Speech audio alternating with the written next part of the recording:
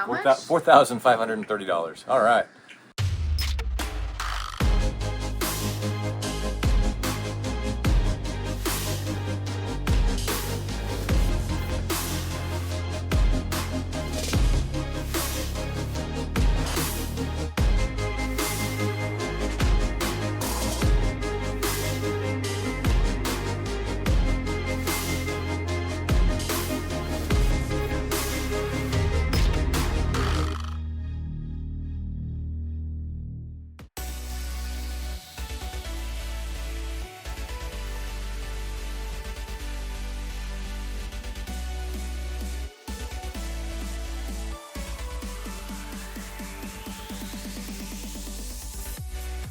With our alarm system, we have a water sensor, but Simply Safe wants like 20 bucks for each of those little alarms. So we went on Amazon and bought a pack of 5 for 20 bucks. And so we put them in a couple places where we don't have through hulls because the through hull areas already have bilge alarms and high water alarms. So for example, one of the bilges that I put this water sensor into is right here, and if you look, you can see that as we look in this bilge, we have water because the sensor went off earlier. So now I'm just trying to chase where this water came from, and Anne had the pleasure of tasting it. Luckily for her, it is fresh water. But what I think it's coming from is earlier this afternoon, I topped off our starboard water tank, and when it gets to 100, it just overflows over the top. But then shortly thereafter, the alarm went off.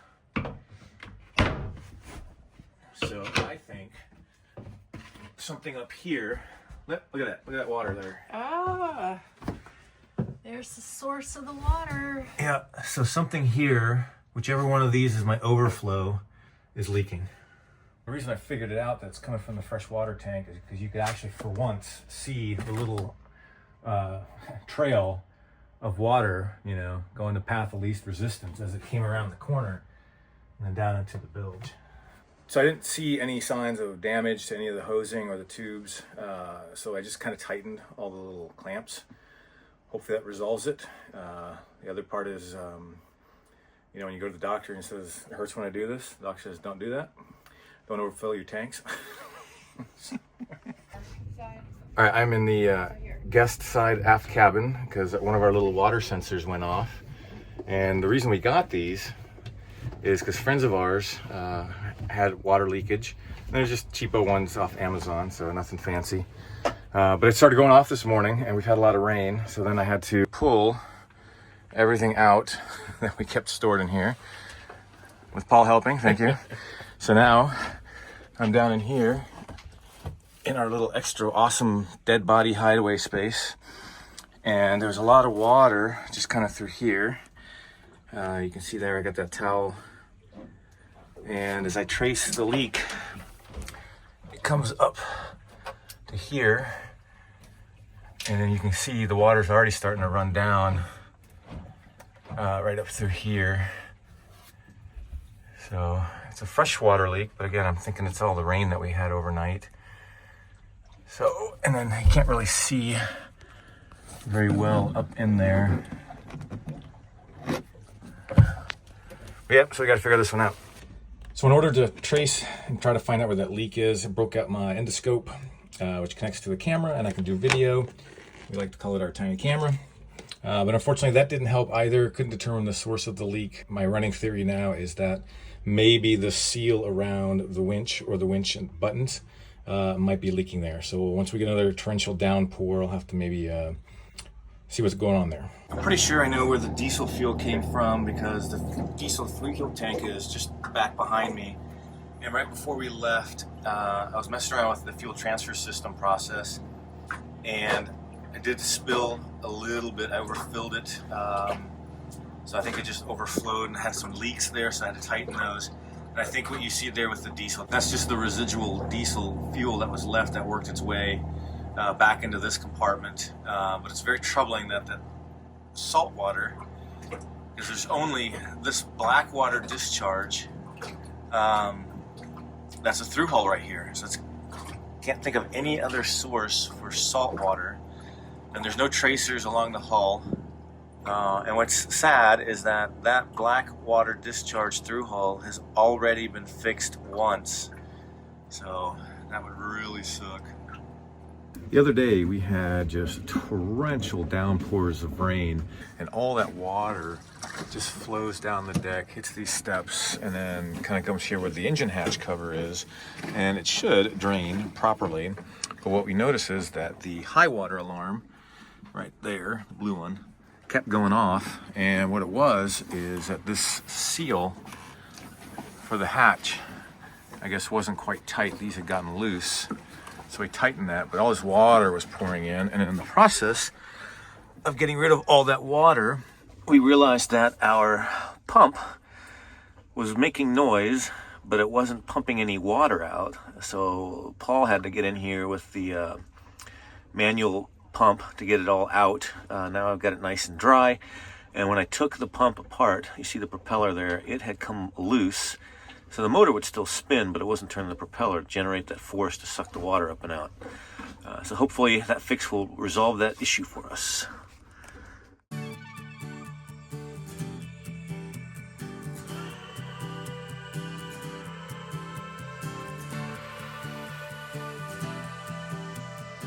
We came here on a walk with Shotzi to Gates Port, and who did we see in the distance but sailing vessel Phoenix?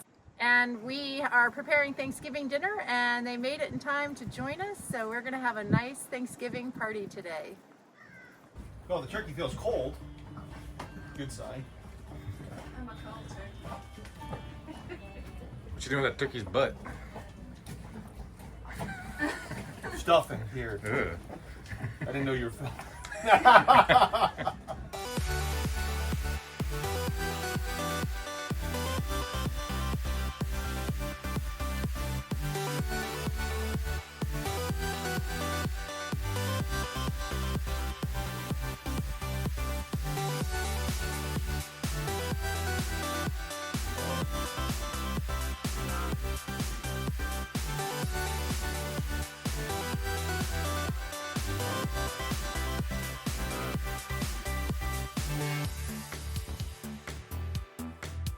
We're here in Bermuda, and we just did the tour of Crystal Caves and Fantasy Cave. Very, very cool. Definitely worthwhile. Lots of step climbing, but not too bad. What, 89 steps each? Something like that. Thereabouts.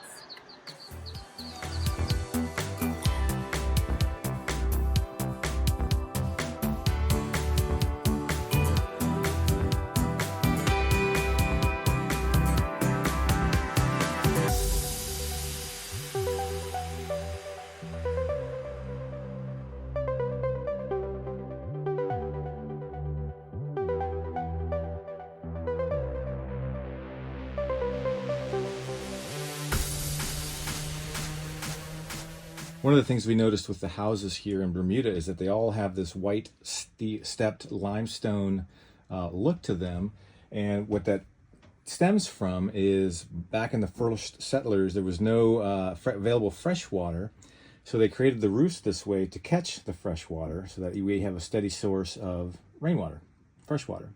We heard from Linda, the woman we met on the bus a couple days ago, that you have to get the fish sandwich from Mama Angie's, and this is it. And if he's out of fresh fish from Bermuda, he will not make the sandwich. That's how committed he is to it being fresh, and it is amazing. It's so good.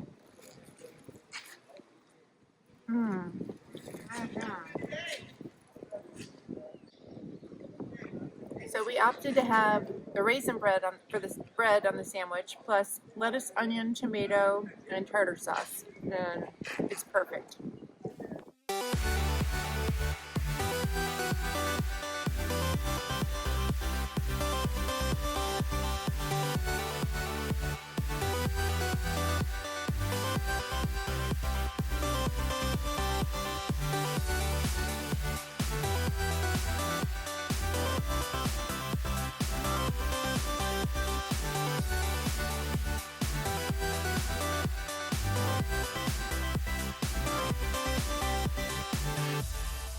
Today, November 23rd, is Shotzi's birthday. She is officially 13. And peanut butter is good for dogs, so I'm making her a Shotzi S. Yeah, she's hovering. She is. I don't want to have too much though, because she's a very little dog. She's hoovering. So this is her Shotzi S, and not too much peanut butter. Why you're eating her peanut butter? Just a taste of her poison. Okay, let's sing to Shotzi. Happy birthday to you. Happy birthday to you. Happy birthday, dear Shotzi. Happy birthday to you. She's here licking her chops. I know, she's like, give me the effing plate. Give me my birthday present! Yay! Well, this is great. Let's do this more often. What you doing? Getting annoyed that we don't have a plastic scraper. Why do you need So- a plastic scraper? This 3M product that we put here, the sun has just obliterated. So I used the heat gun to get it off. But there's all this sticky stuff. And then we have this glue go from South Africa, and it's useless. So then I'm doing IPA as an isopropyl alcohol. And the toothbrush seems to be the best, but look at it, it's just getting mutilated. But this thing is crazy slippery, and I wish we bought some new stuff to put on it, and so it's time to put it on there. Boat projects in exotic places. What you doing, Paul? Well, scraping off old glue, nasty, sticky stuff that didn't do a good job of sticking down the rubber grippy stuff, and now we're trying to get it off. And best solution so far is a heat gun and the 5-in-1 scraper. Still tedious. Once Ann and Paul removed all the glue, we had bought from West Marine some 3M product.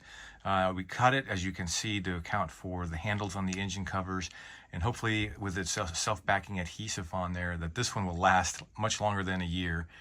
So hopefully that'll turn out well. We have here. A sticker.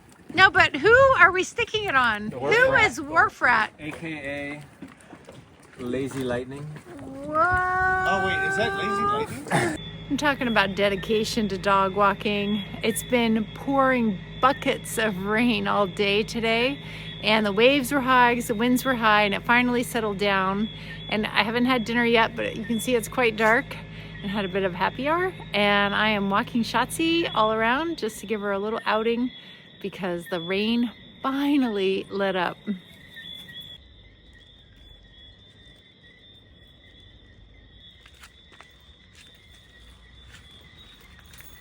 Are you helping me sew, Shotzi? Your eyes are healing really well. Yes, they are.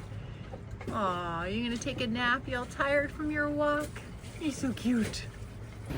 Woke up to the wind howling. Right now, I've seen gusts up to 32 knots, and so I'm out here just keeping an eye on things and making sure I have the anchor alarm set, and will wake me up if we're moving. But I think I'll hang here while this blow comes through, because it looks and feels quite crazy in terms of how much we're rocking around.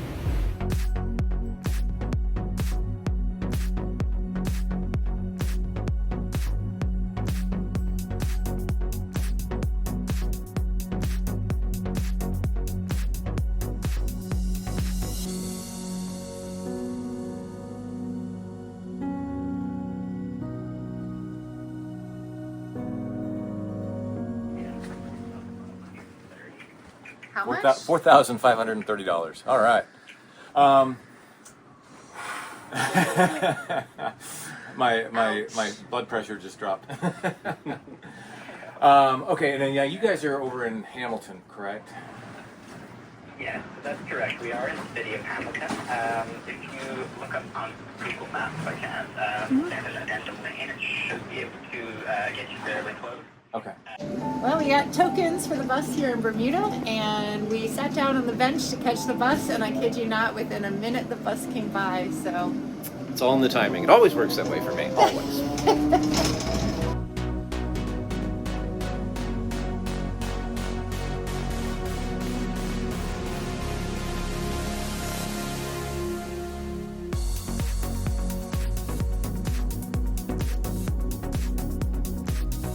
decided to make a net.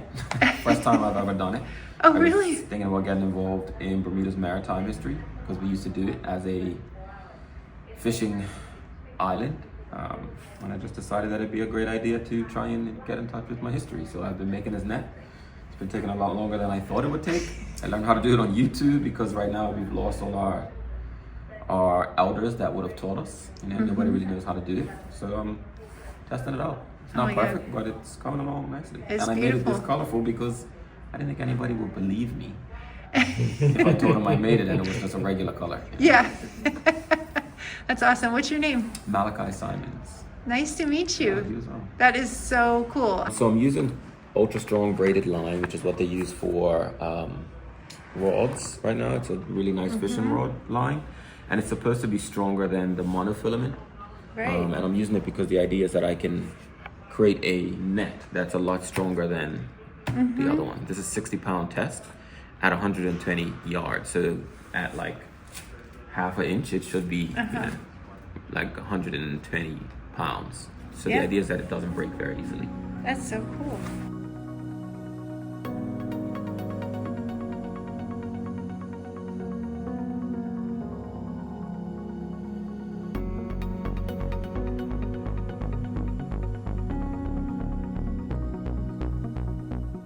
Well, we walked around Hamilton and Had a coffee and yeah, pastry. looked at a few things, but most everything's closed. Yeah. It's Saturday afternoon. Yeah, none of the museums are open, so it was mostly just a shopping excursion, and we're not big shoppers, but it was nice to see. It was an experience. Yeah. It was fine. We had a good time. Well, this is what happens when you bring your dinghy in. It's blowing 32 knots, and you're getting slammed between the two hulls and trying to get the lines on. How was it for you, Paul? Oh, it was good for me. Wet, wild, and wacky. After our Garmin chart plotter got smashed by the medieval mace known as the electric furler from Selden, thank you. We called AB Marine here in Bermuda. They actually had some in store, the 1243s. So we're gonna get that replaced. Part of the reason that Paul and Ann went to Hamilton was to pick this up, but they figured out that en route the store closed at 1. But while they were gone, I went ahead and removed it. It's really pretty simple and easy. Just really, it was like these 2 network cables, the power cable, and then the Nimia 2000 connector, and that's it. And then what I also did is I cut some of the plastic that we had, and then draped it over that big hole, and then just painter taped it so that way it's safe. Oh, I thought you had saran wrap. Now, if you can imagine, I was at the helm, and you know, this is at the helm right next to me, in front of me, I should say, as this whole fiasco took place. And so, in order for that to happen, that furler had to swing around, miss me, and smash this. Yeah. And that's your point of impact. And this is replaceable. This not so much. Knock some sense into you, woman. Wire back a little bit. Got a nice clean termination here where I cut the wire back. Got the ferrule. I'm going to try to get all the individual strands staying inside the ferrule. And slide it down. What we still don't really know is which one here is 1, 2, and 3. But, you know, could be,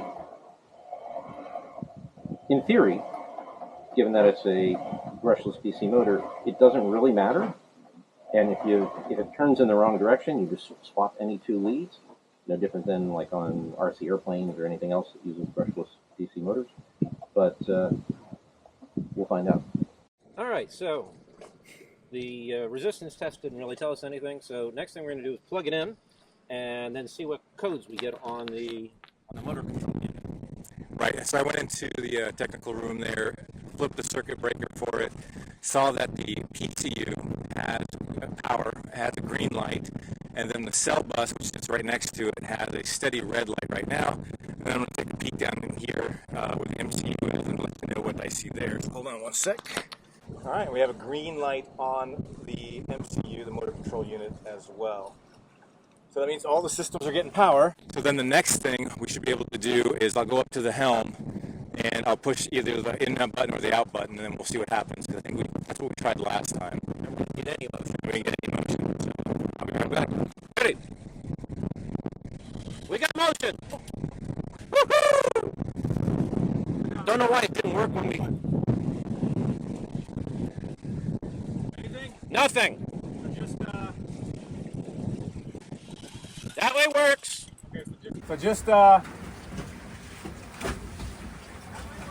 okay. So just the green button is working, Halfway. which is In or out? out. Out. The green button is working. All right. So what could cause that? Okay, so you can see we've opened up the motor here again, where the wire's attached. We pulled it all off of here. And I was able to salvage the little ferrules, or whatever you want to call them. And now what I'm doing is cutting the wire back and putting these ferrules on. And these are important because when you tighten the screw down in here, it's going to crush down on this. And if you just have the wire here, when you crush down on the wire, it spreads the wire all out and it doesn't get a really good connection. This little ferrule should let it get a much better connection. God willing. We'll try. Okay, so we got take 2 on the electric furler. We've reattached the wire, closed everything up, and plugged it in up here. And Dennis is going to turn on the power. Say again. All right, power's on. And I'm gonna hit the green button that worked last time, so we'll see. Nothing. Now I'll hit the red button. And nothing. How do we make negative progress? All right, back to the drawing board. All right, let's look at what's going on in the locker.